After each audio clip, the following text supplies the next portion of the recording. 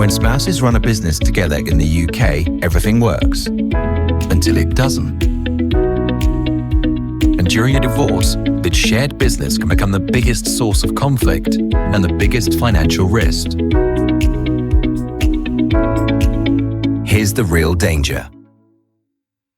The serious risks when spouses run a business together in the UK, especially during a divorce. When two spouses going through divorce and work together and co-own a business in the UK, a divorce can turn the company into the biggest source of conflict and financial risk. The problem is simple. Marriage does not replace corporate documentation, and the lack of proper agreements becomes dangerous the moment separation begins. In a UK limited company, each role carries different legal powers. Shareholder means ownership rights. Director means management and liability. Employee-worker means the actual employment relationship. Being married does not merge or replace these roles. During a divorce, the absence of these documents becomes a major vulnerability. If one spouse is a 50% shareholder, is a contract needed? Yes, a shareholders' agreement is absolutely essential.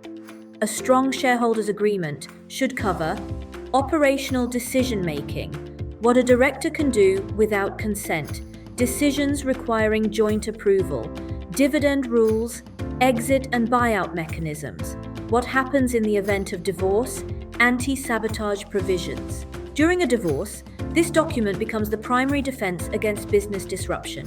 Even when one spouse is a co-owner, for example, 50% shareholder, and the other spouse is a director, can cause high risk when roles aren't properly documented.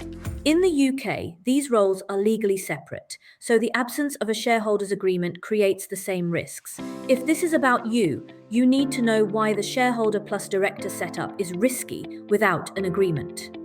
First of all, a 50% shareholder can block resolutions, changes, and major decisions, even if they are not the director. A director manages the company, but cannot take certain actions without shareholder approval. Secondly, if the shareholder is the spouse, personal conflict spills directly into company operations. Additionally, 50-50 ownership without an agreement equals instant deadlock because no important decisions can be passed, the director's actions may require shareholder consent, the shareholder can block dividends, changes, and formal decisions. On the top of that, without a shareholder's agreement, disputes go to the company's court, which is extremely expensive and time-consuming. Remember, the director service agreement is crucial. It defines authority and responsibilities, salary and remuneration, liabilities, dismissal procedures, obligations to the company. Without this agreement, decisions become unclear and accusations of financial misconduct, especially during divorce, become easier. Finally, if one spouse works in the company, there must be an employment agreement or a consultancy contract. Otherwise, the court may find an implied employment relationship.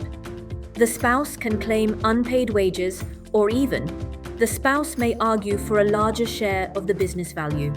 The most expensive mistake couples make when they say, "We don't need contracts, we're married and trust each other." Remember, in the UK, this works during the marriage, but becomes a liability during the divorce. A judge will ask, if it was a real business, why were no agreements in place? And there is no favourable answer. Article prepared by Anna Montgomery, Director at Ask Montgomery Advocates, Specialist in Procedural Support and Strategy for Individuals Going Through Divorce Courts in England and Wales, Barristers Liaison. When two spouses work together in the same business, everything must be formally agreed. Roles, responsibilities, pay, and the exact basis on which each person works. If these things are left only to verbal promises, the court can later decide that an implied employment relationship existed. And that opens the door to claims for unpaid wages, or even a larger share of the business value.